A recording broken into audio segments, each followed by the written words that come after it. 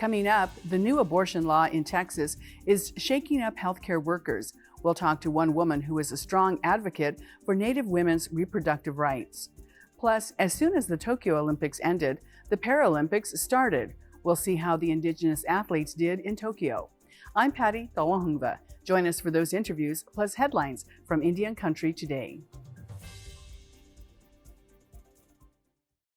Arizona is home to 22 tribal nations and more than 340,000 Native Americans. Arizona State University builds on more than 6 decades of working and partnering with tribal nations and communities. Many of our Native faculty incorporate Indigenous knowledge systems in seeking solutions through a process of community engagement that respects and honors traditional ways of thinking. Together, we are creating community solutions leading to a more equitable future.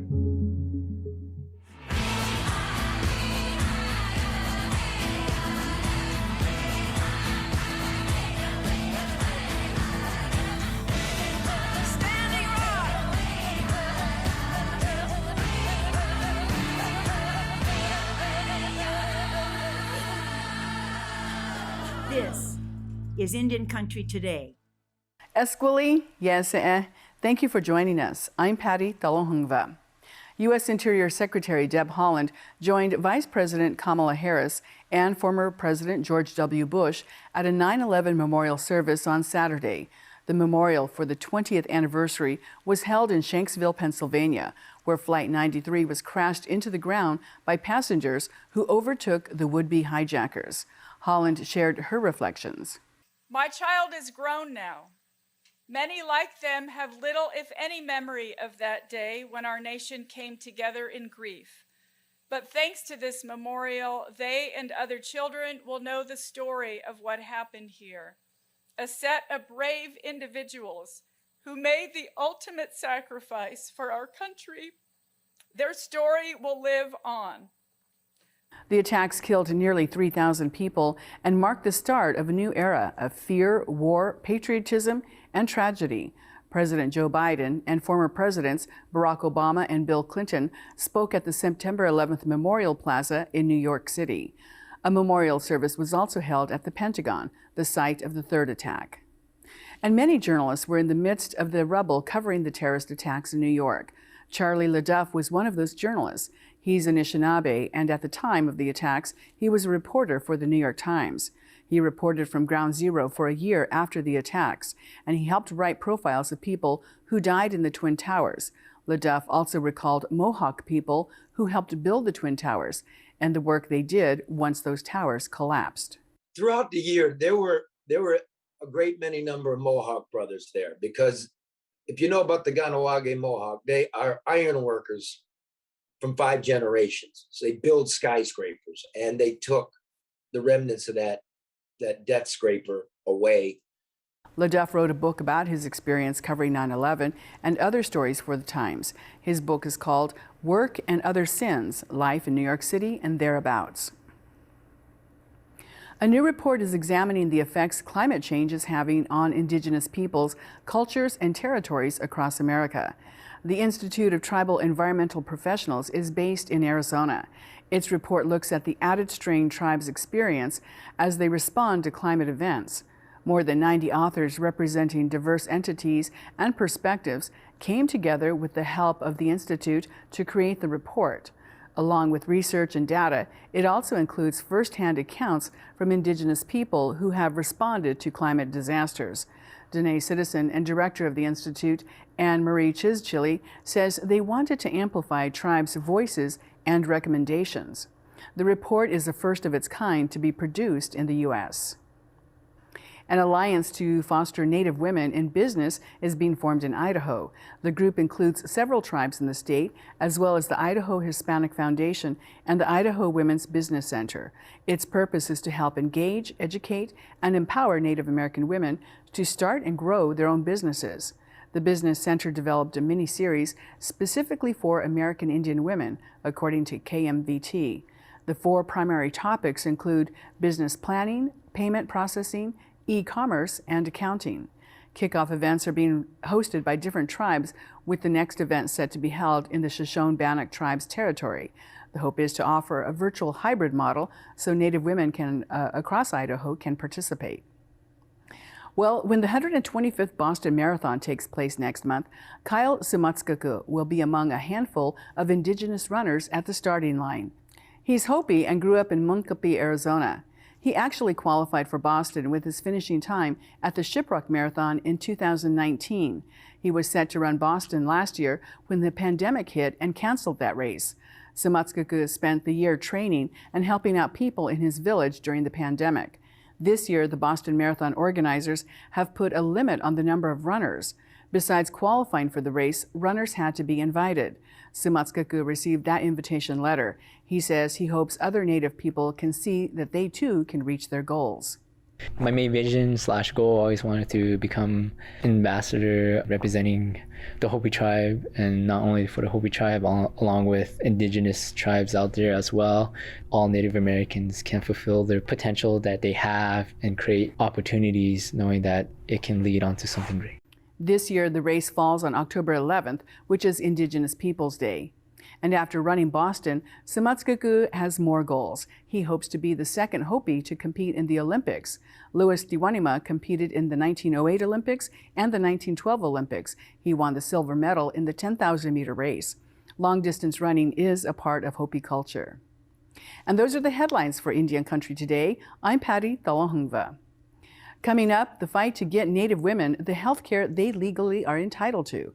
We'll talk with Charon Asetoyer from the Native American Women's Health Education Resource Center when we come back.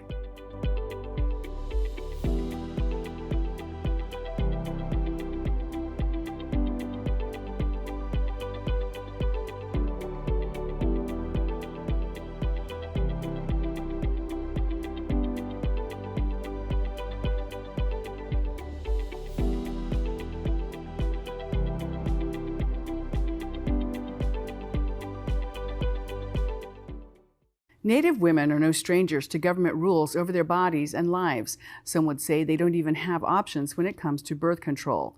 One woman who has been at the forefront of the reproductive justice movement is Charon Asetoyer. She's the CEO and founder of the Native American Women's Health Resource Center on the Yankton Sioux Reservation in South Dakota. And she's also the author of the book Within the Sacred Circle. It's the first book about Indigenous women's reproductive health. And she joins us today to talk about the recent Texas law on abortions and what the state is for reproductive rights for Native women. Welcome, Charon. Thank you for asking me to be on your show. Well, we appreciate you joining us today. And first question is, what was your reaction when you heard about the new Texas law? It's appalling. It's a very dangerous law for all people, women especially, and it puts us in a life or death situation with no options. And that's for women, and certainly there are a number of Native women living in Texas. But give us the bigger picture of health care that most Native women rely on, and that's through the Indian Health Service. Well, this bill, if it should survive, because it is being challenged by the Justice Department at this point, could impact all of us, because it sets a precedence that other states are going to definitely try, including the state of South Dakota. The governor of South Dakota, Kristi Noem, has made it very clear that she's going to try and replicate the same bill. So it affects Native women, affects all women, because it takes any right that we might have to terminating a pregnancy away from us. That includes life endangerment, sexual assault, rape. If our health is poor, it doesn't matter what the circumstances are. There will no longer be any options in the state of Texas, and like I said, it will catch on with other states, and they will try to pass similar laws.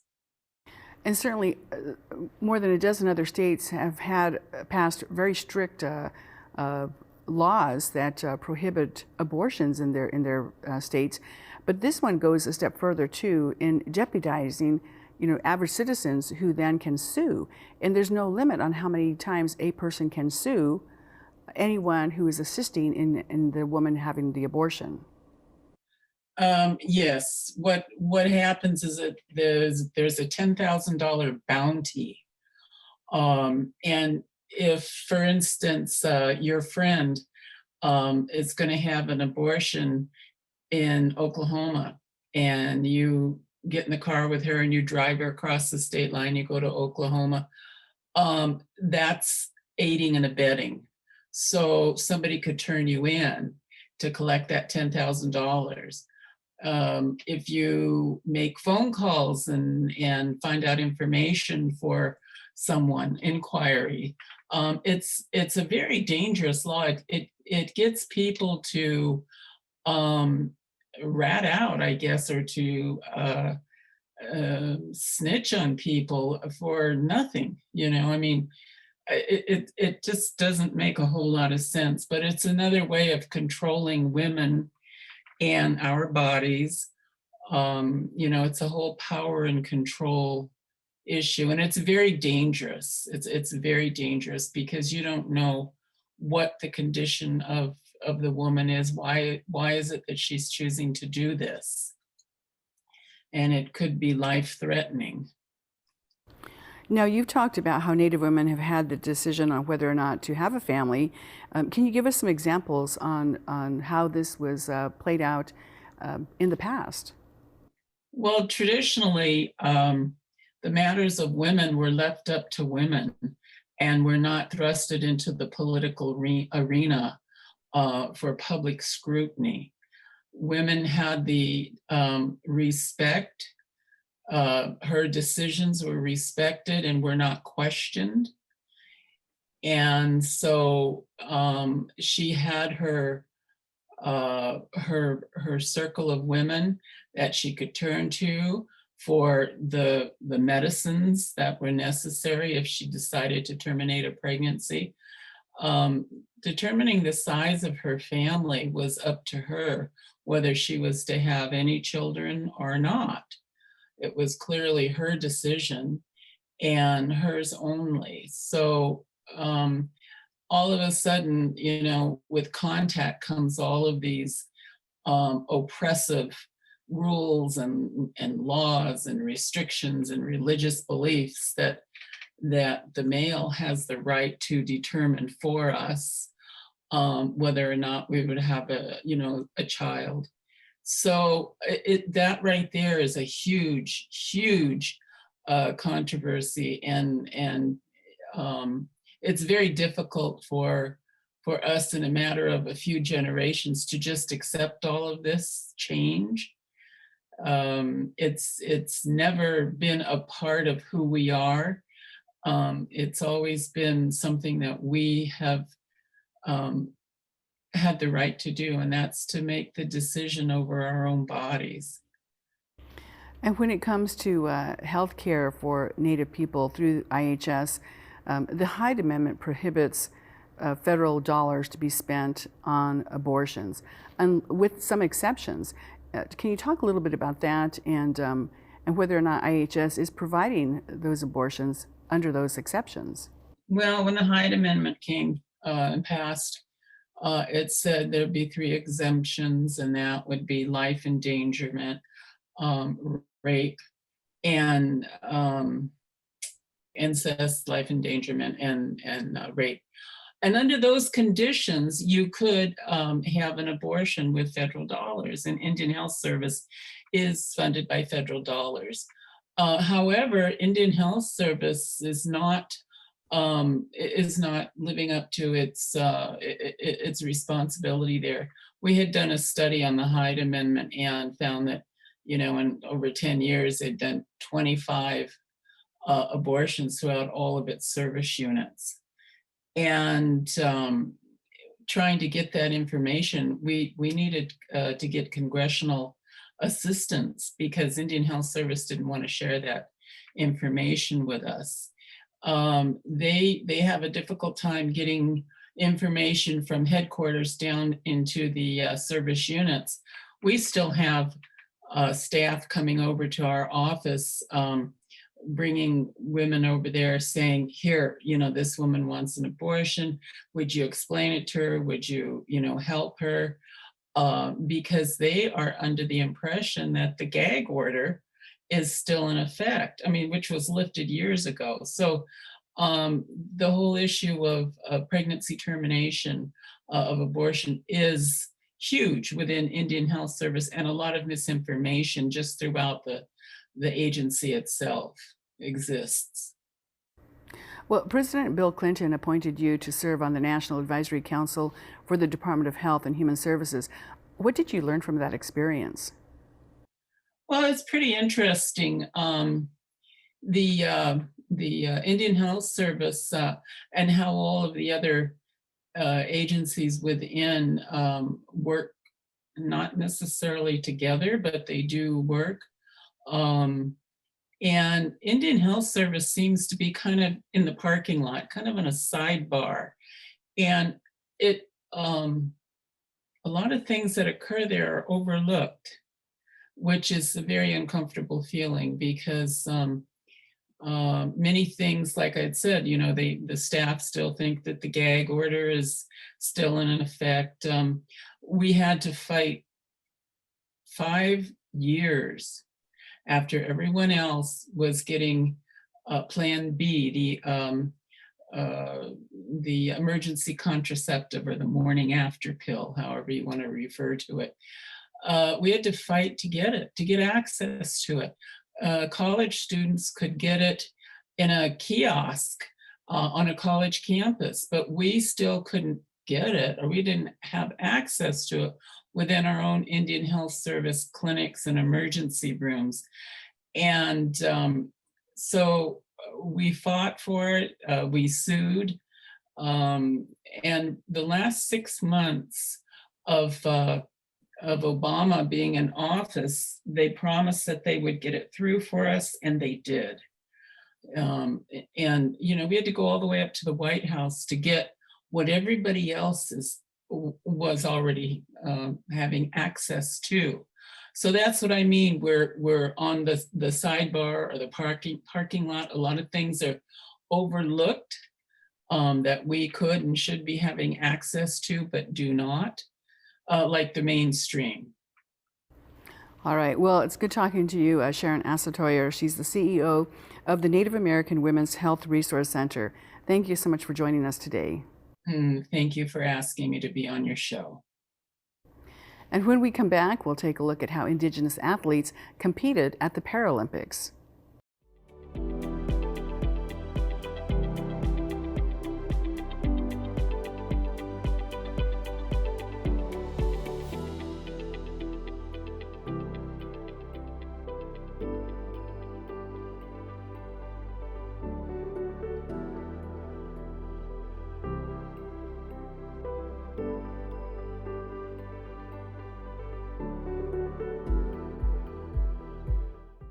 The Paralympics ended earlier this month in Tokyo, Japan.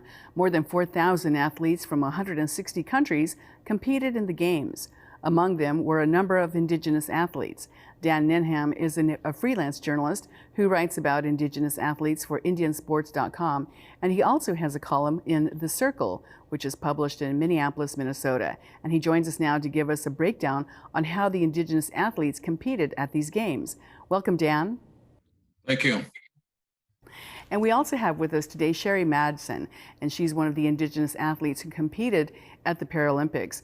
And she is a veteran and first competed in the Paralympics in 1996. She's won numerous medals in track and field events.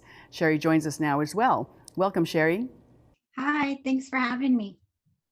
Well, Dan, I'm going to start with the athlete, okay? Cheri, since you've been a veteran since 1996, tell us how different it was this year compared to past Paralympics when there was no pandemic going on. Well, the big difference is there were no spectators allowed. So I feel like these games were really just for the athletes. We were fortunate enough that we were able to watch teammates compete. So, that's really important. Absolutely, to show up and support one another. And in this year, you know, your area is track and field, and so at this Paralympics, tell us what you competed in and how did you do? I competed in the 100 meter and the 400 meter. I'm a bronze medalist in the 100 and a silver medalist in the 4. Well, congratulations, and I hope you just happen to have your medals nearby, right? Do you have them nearby you? Thank you. Yes. Oh, that's fantastic. So, and in these events, you know, how do you train, and especially when you're coming into a game that has COVID-19 restrictions around it? How did you train and prepare for this? Well, COVID was a strange year. We definitely had to change up how we trained because, you know, I'm a sprinter and we didn't want to use all, you know, my sprinting muscles and the fast twitch muscles. So we definitely changed it up.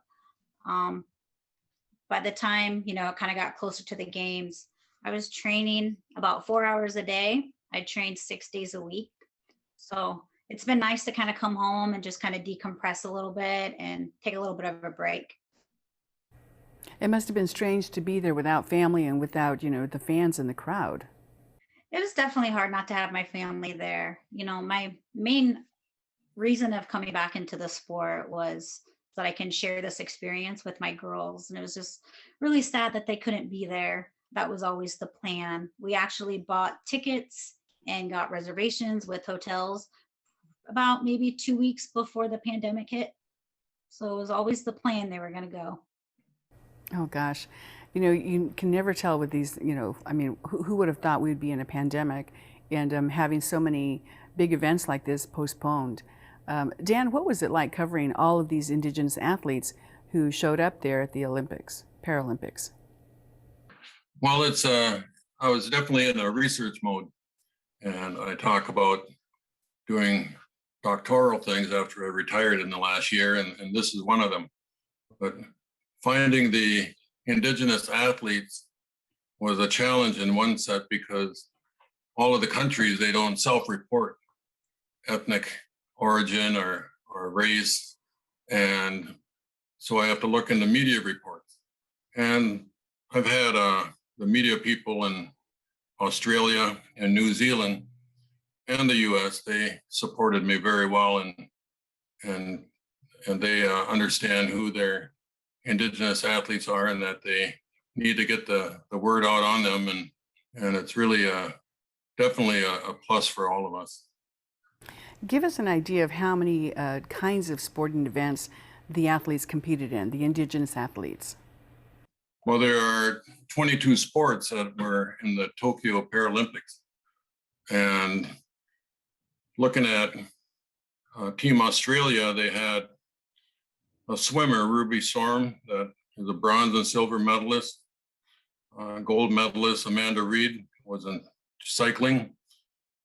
On the track, USA had Kaleo Kanahea Maclay, ethnic Hawaiian, who was a gold medalist for sitting volleyball, two-time sitting volleyball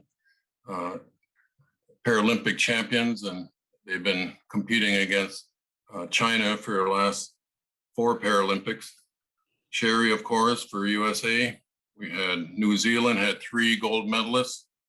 Holly Robinson in the javelin, Lisa Adams in the shot put, and her sister Valerie Adams was the Tokyo Olympic gold medalist and world record holder as well. So that was a nice coach to have. And Tupu Niufi was a 100-meter backstroke gold medalist as well for New Zealand. So quite a variety there. And Cheri, were you able to meet some of these athletes and get to spend any time with them? No, we were kind of just separated with our own teams. We really couldn't mingle. That was kind of one of the restrictions that we had in place. Oh, that has to be just, again, so different from past Paralympic events. Word on the street is that you're going to retire now. Is that right, Cheri? Yes. I'm not doing another Paralympics. That would be in Paris. I just feel like for me, I put in so much time into the sport and I kind of want to go out and on top. And I've always said, like, I didn't want the sport to retire me. Like, I wanted to retire from the sport. And I just don't know how much longer, honestly, my body can take training as hard as I was. All these younger athletes are getting faster and stronger. So this felt like a good time for me now. And you did take a break before, but this time officially you're going to retire. Well, I was retired before. I took 13 years was my break, and I really had no intention of going back into racing. In 2007, my younger brother asked when I was going to start racing again, and my daughter had just turned a year old. And I told him he was crazy. And he told me that he really believed I could still do it, and he wanted my girls to share the experience.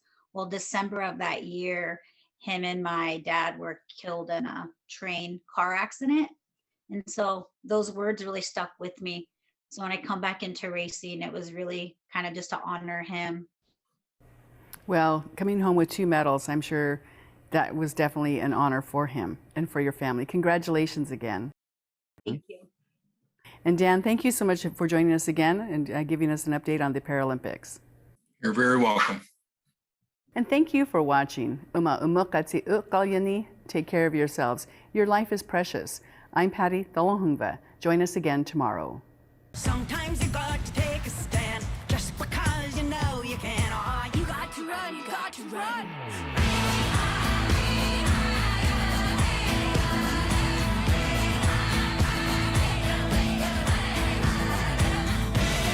Standing